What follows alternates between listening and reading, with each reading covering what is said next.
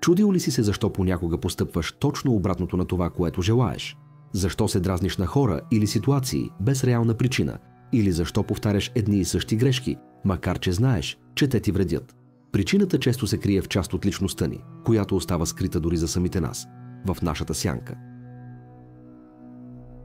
Карл Юнг, швейцарски психиатър и основоположник на аналитичната психология, въвежда понятието сянка като една от най-важните концепции в психиката. Според него, сянката представлява несъзнателната част от нашата личност, където се крият всички качества, мисли и емоции, които отричаме или потискаме.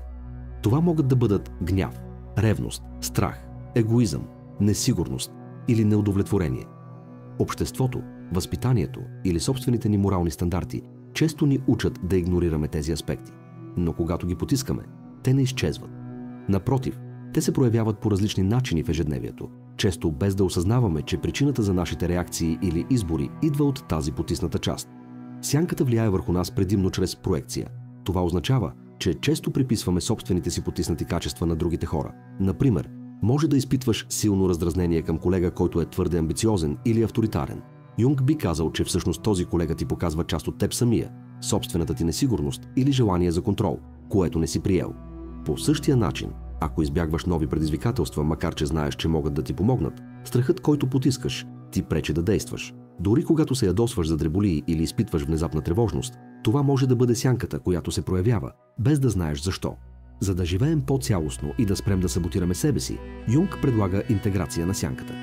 Първата стъпка е осъзнаване, да наблюдаваме мислите и емоциите си без осъждане и да признаем качествата, които обикновено отричаме. Например, ако се ядосваш на нечия арогантност, спри за момент и се запитай, кое от това е в мен самия. След това идва проекцията, да разпознаем кога приписваме на другите това, което всъщност е наше. Това осъзнаване е ключът към промяна. Следващата стъпка е приемането. Вместо да се бориш с сянката, можеш да я използваш като ресурс. Гневът може да се превърне в мотивация да промениш ситуацията, страхът да бъде сигнал за внимание и подготовка, а неудовлетворението – двигател за търсене на по-добър път.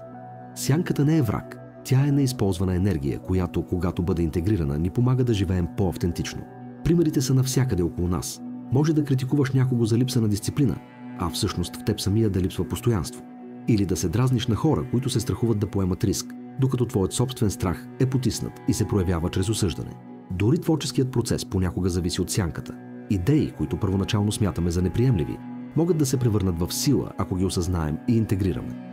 Работата с сянката изисква смелост и честност. Тя ни показва нашите скрити страхове и желания, които могат да бъдат както източник на конфликти, така и път към развитие.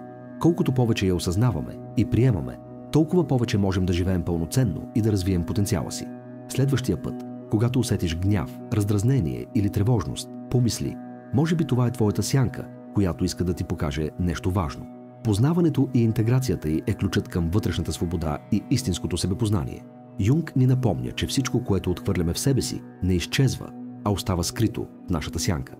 В съвременния свят това е невидимият двигател зад нашите реакции, решения и стремежи. Точно там се крие потенциалът за сила, смелост и творчество, който повечето хора никога не използват.